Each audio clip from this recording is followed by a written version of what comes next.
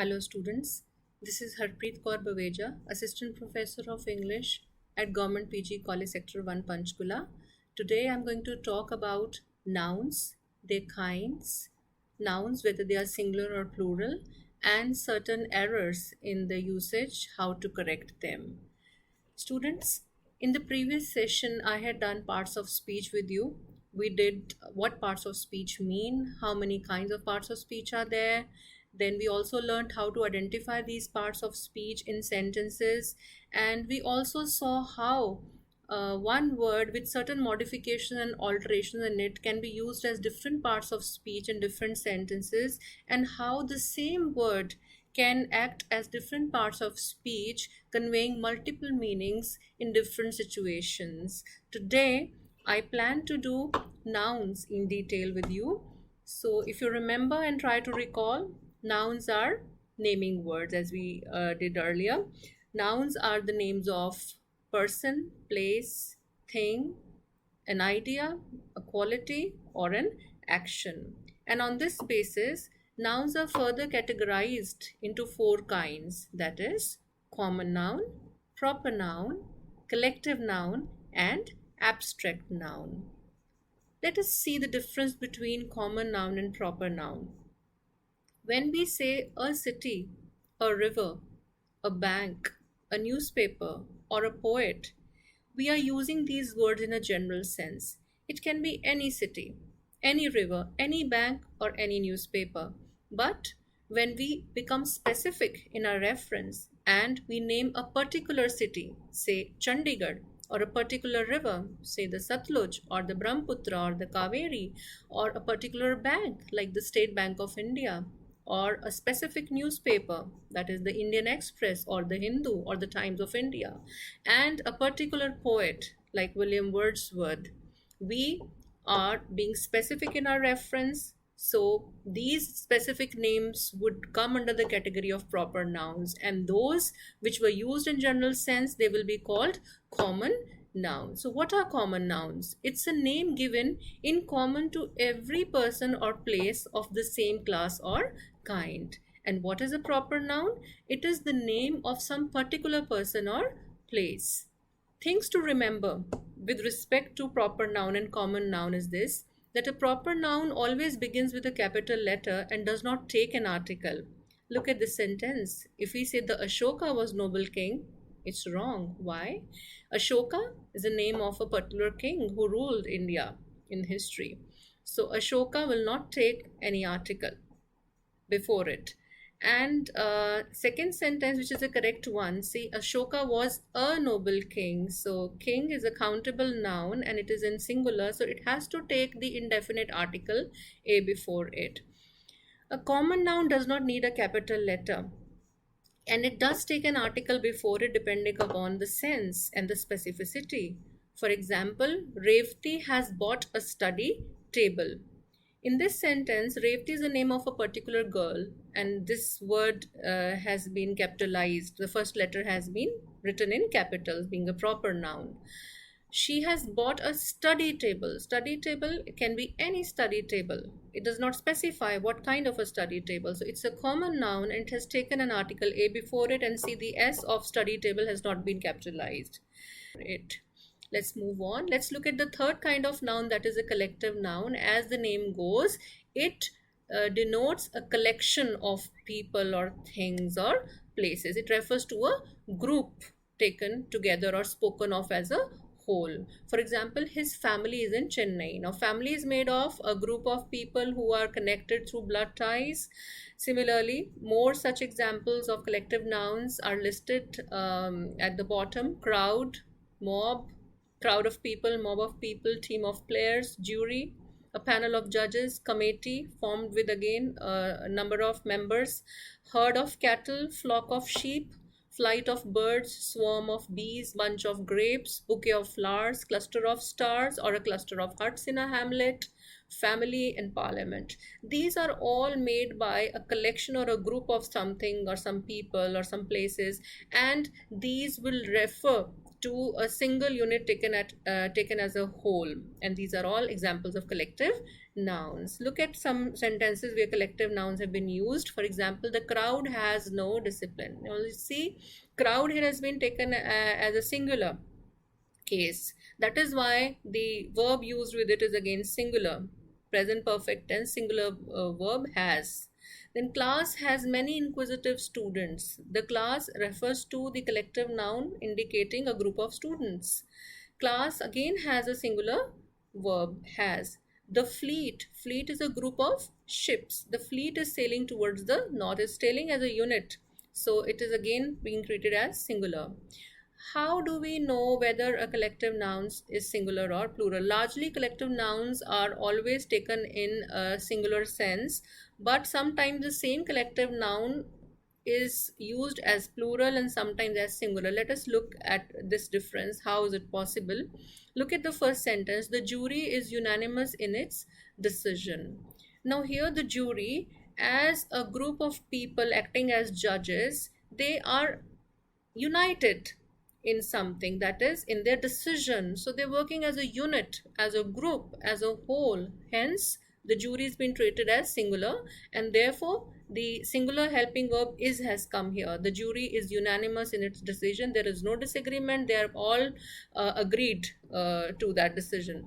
Second example, the jury are divided in their opinions. Now here the jury is being looked at as made of individuals who have a role to play separately, right? Because they are not unanimous, they are divided, they all have different opinions. So when we look at a collective noun acting as a group, as a whole, we treat it as singular. When we use that same collective noun where the sense of individuals working separately comes to the fore, okay, comes to the front, there we have to treat it as plural.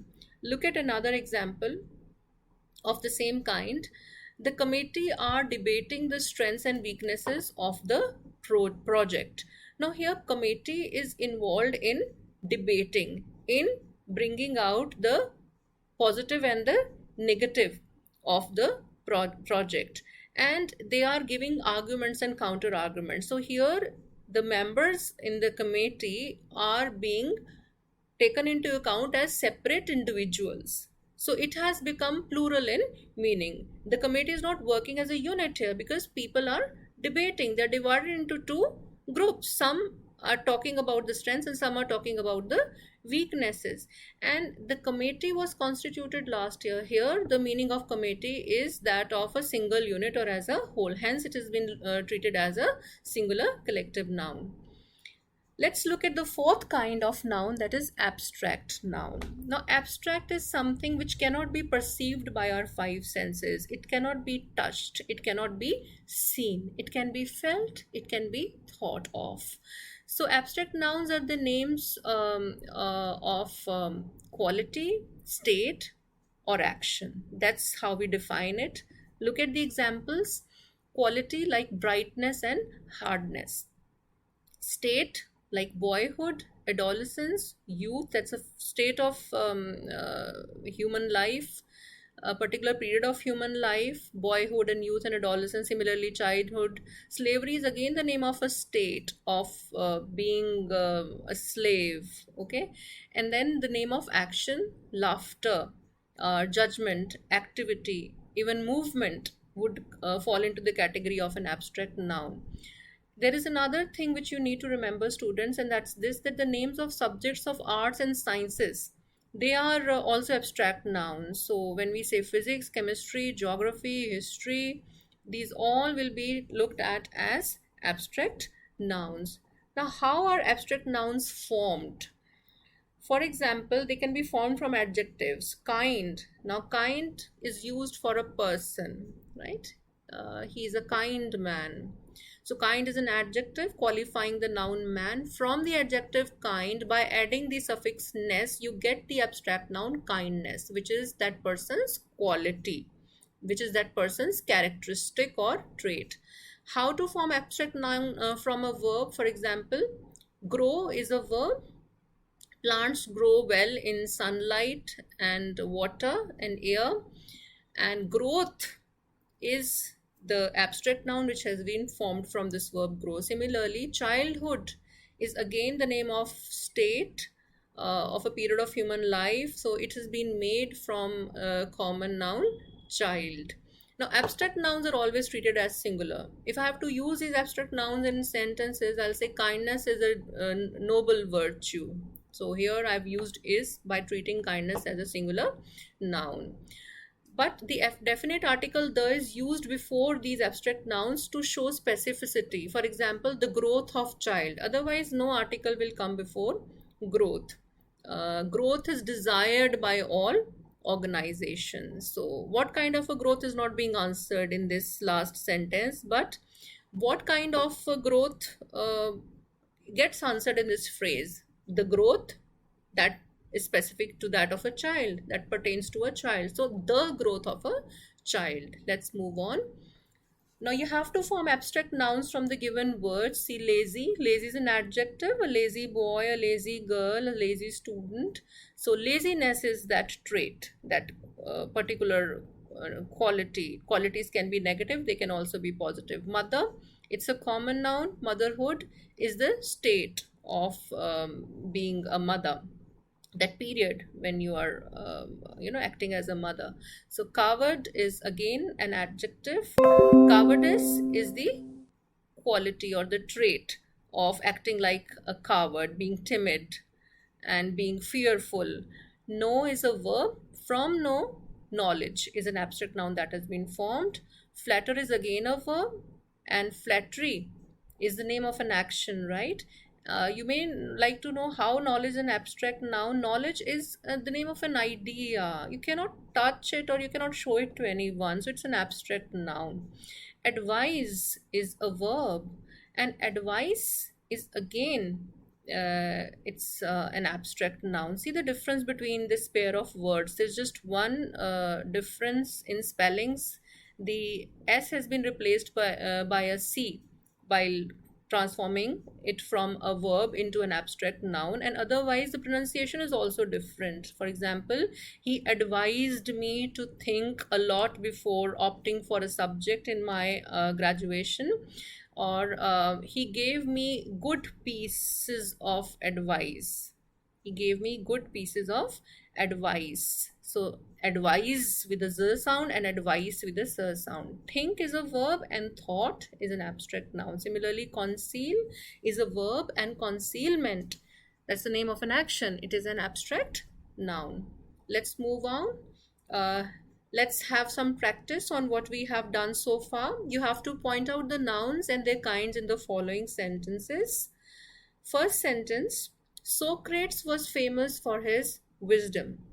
In this sentence, Socrates, name of a Greek philosopher from Athens who is credited with being a founder of Western philosophy. So it's a proper noun. And he was famous for his wisdom. Wisdom is the name of a quality, for his intelligence, for his knowledge. So it's an abstract noun. Look at the second sentence. Our class consists of 40 students. Class is made of a group of students, so it's a collective noun. Students can be used for any student, so it's a common noun. We're not being specific here which students, right? Third, without health, there is no happiness. Now, health is again the name of a concept, an idea, cannot be perceived by your five senses. So it's an abstract noun. Happiness is again a feeling, an emotion. It can be felt. It cannot be shown to people like an object. It cannot be seen and touched. So happiness is also the name of an abstract. It's a name of a feeling. So it's an abstract noun. Last sentence, the elephant has great strength. Elephant here is a common noun because it does not specify which elephant. The elephant here refers to basically all the elephants of its class.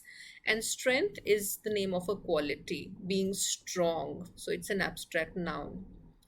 Now look at noun from the point of view of number, whether it is one or more than one, whether it is singular or plural. So nouns are classified into two categories further on the basis of whether they can be counted or whether they cannot be counted. So those which can be counted are called countable nouns, and they are further divided into two categories: singular nouns and plural nouns. And uncountable nouns are those which cannot be counted on your fingertips. Their quantity can be it can be judged how much, right? It can be quantified amount from the point of view of amount and quantity, but from the point of view of number, you cannot describe its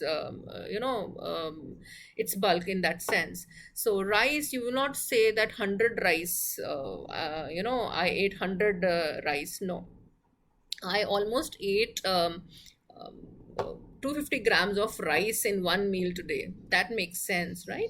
So, singular nouns are all largely made plural by adding the suffix s after that. You've been doing it from your primary classes also. So, boys, singular, boys is plural. Pen, singular, pens, plural. Book, singular, books, plural. The examples of uncountable nouns are like water, sand, milk, wheat, time. Here I would like to bring to your notice one more important thing, and that's this that time is an uncountable noun, but the units of time, that is seconds, milliseconds, minutes, hours, days, weeks, months, years, they are all countable nouns. Fine. Similarly, money is uncountable noun, but the unit of money, like rupees and dollars and euros and pounds and coins, they will be countable nouns. Look at these compound nouns. Compound nouns are formed by adding uh, more than two words to a single word. So, son in law. Here you see it is made by three words. Son is a common noun, in is a preposition, and law is again it's an abstract noun. So how to make it plural? My main purpose in adding this in this session is how to pluralize the singular compound nouns. You always look at the principal word in that compound noun, which is made of two or more than two words, and you add an s to that principal word while making it a plural. For example, daughter-in-law. It will be wrong to pluralize it by saying daughter-in-laws. No, it has to be daughters-in-law. Now, stepson. It's if you have to make it plural in the sense that more than one stepson, then you will not say three stepson. No, it will be three stepsons. Similarly, stepdaughters. And for maid servant, it has to be maid servants. And for man servant, when you pluralize man, you add e and in the middle, and you say it men. For woman, it's women. So manservant will be made plural by saying men servants. Passerby, passers-by. Spoonful of sugar. One spoonful of sugar will get converted into three spoonfuls of sugar. And a handful of rice will get converted into handfuls of rice. So we just saw how compound nouns are converted from singular into plural, that is by adding the suffix s after the principal word. Let's move on. I would like to draw your attention, students, to these words which are treated plural but which are actually singular in number. These are the names of instruments like scissors, spectacles, tongs, pincers, bellows. Now, there is something common in all these instruments. They're all formed with two components joining together to make one thing. So, the plural form is taken into account, and accordingly a plural verb is used with them. So look at the first half of each sentence in the examples given below. These scissors are sharp, his spectacles are new, and the tongs are in the kitchen. There is a difference here. Whenever these words will be preceded by the phrase a pair of, then they will become singular, and accordingly a singular verb will go with them. So look at the second half of each of these sentences. That pair of scissors is blunt. That pair of spectacles is old. Then a pair of tongs is needed for handling this. So, what is happening here? We need to make the subject agree in number with the verb. Subject and object, in that place we always see noun coming into use.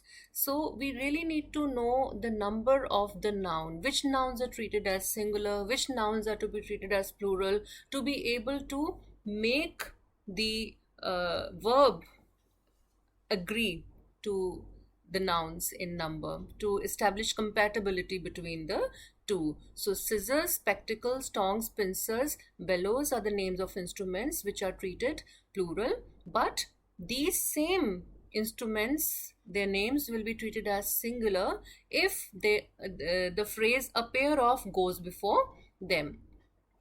Similarly, the same rule applies to these articles of dress, that is, trousers, breeches, pajamas, jeans, shorts. If the phrase a pair of does not come before them, then they are plural. But if they come after, these words are used after the phrase a pair of, then their form becomes singular, and accordingly, the singular verb will be used with them. For example, these trousers are dirty, but that pair of trousers is washed. Look at the second sentence. Jeans are a casual wear, but that pair of jeans is missing. Look at the third sentence. The shoes are on the shoe rack, but this pair of shoes is in pure leather. Last sentence. These pajamas are loose, and that pair of pajamas is tight. Let's move on. There are some nouns which are used as plural. They are thanks, tidings, proceeds, shoes we've already done. My thanks are due to all the people who have helped me. You won't say my thanks is due. Then tidings means news. So you say the good tidings are here that he is recovered fully. This is the good tidings. These are the good tidings. Then assets refer to the various items of property, the various things related to property and wealth that form to make somebody's assets. So his assets not is many but are many. Then proceeds refer to all the amount of money that is made by selling something. So the proceeds of the sale go to charity, not goes to charity. Nouns, there are many nouns which look plural but are singular. Look at these names of subjects: economics, mathematics, physics. So mathematics is his passion, though an S is coming after at the end of these words, but then they refer to a single subject of study, a single discipline or a branch of knowledge, so they'll be treated singular. But here I would like to tell you one thing, that when the sense refers to something else, like mathematics, when it refers to the mathematical calculations, or when economics refers to the economical conditions, then it will become plural. For example, a sentence like his mathematics go wrong when it comes to drawing a plan for building homes. So here mathematics refer to his mathematical calculations, right? So here it has been treated as plural. Similarly, the economics of this country are in bad shape. When we say that, here economics of that country means the economic conditions of that country. Look at the next example. The word news is always treated as singular. So you say what is the latest news. We never say what are the latest news. Then the names of diseases, that is the name of a single disease, so, but obviously it has to be treated as singular. So mumps, measles, rickets are the names of 3 different diseases. So measles is infectious. Then there are certain games also which have S at the end. So billiards, dots, they are name of single games. So billiards is his favorite game. There are nouns which look plural in form but are treated singular. Summons refer to the court orders which are issued to ask a person to present himself or herself in trial. So a court summons has been issued to him, not have been issued to him. We know that has is a singular helping verb of perfect tense and have is a plural helping verb of perfect tense. His innings was striking. So innings refer to a player's turn of performing during a match, right? And then statistics is used to analyze data. Here statistics refers to a subject. And last sentence, this premises looks good. Premises here refers to a building along with its grounds, so it is always treated as singular. Then there are nouns which have the same form in singular and plural. For example, the names of these animals: swine, deer, sheep. In singular also it's sheep, and in plural also it is sheep. Aircraft and spacecraft, their plural form does not have an S at the end. Look at the next rule: pair, dozen, score, gross, and thousand. These words, when they are used after numerals, they remain the same. They even if the numeral is more than one, it indicates more than one. It's in plural. Still, the word pair, dozen will not take an S after it. When you look at the examples of the sentences below, the things will get clearer. Look at the first sentence: I bought some 3 dozen mangoes, not 3 dozens mangoes. One score is equal to 20. And he got 10 score of wheat bags for distribution among the needy. It's not 10 scores, but 10 score. Look at the fourth sentence: 10,000 books are available in this library, not 10,000 books, right?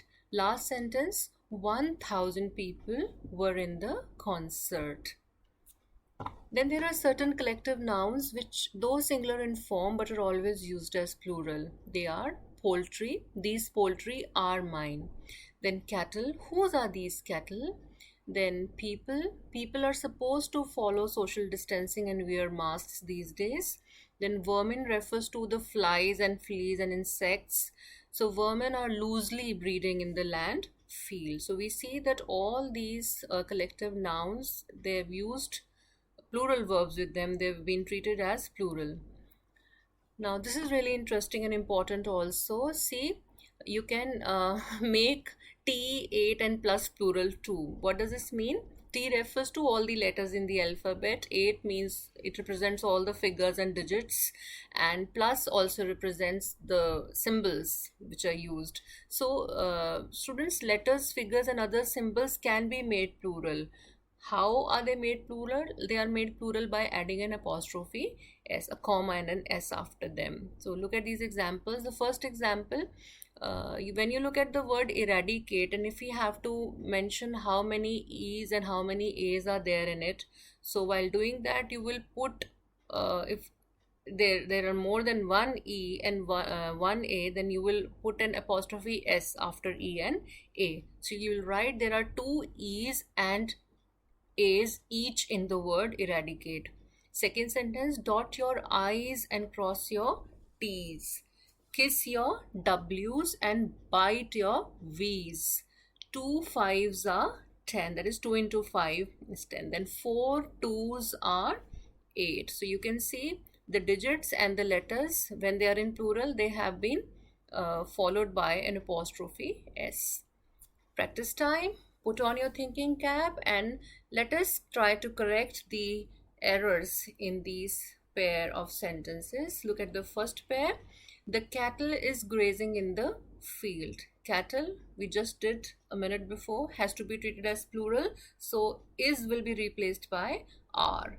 If it's plural, then a plural helping verb has to go with it. So the cattle are grazing in the field.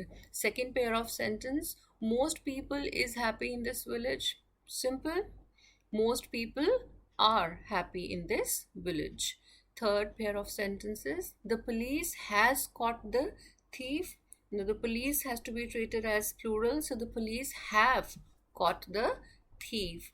So the meaning of all individual members and officials working in the police did the task of catching the thief. So the sense is plural here.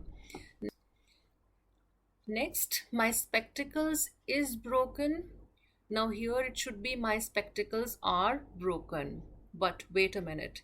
If it had been that pair of spectacles, then it would become singular and the sentence would be that pair of spectacles is broken and not are. But here spectacles is not being preceded by the phrase a pair of, so its form is plural and hence a plural verb are has been used after it.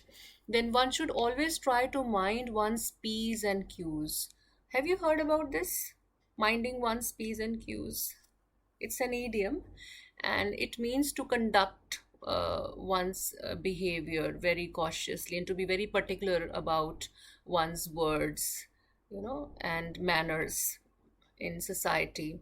So one should always try to mind one's p's and q's. More than one p, so it's a letter, it's in plural, so it has to be followed by an apostrophe s to be shown as a plural.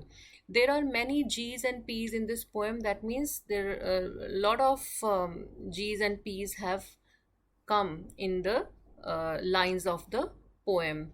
So g's and p's would be written with an apostrophe.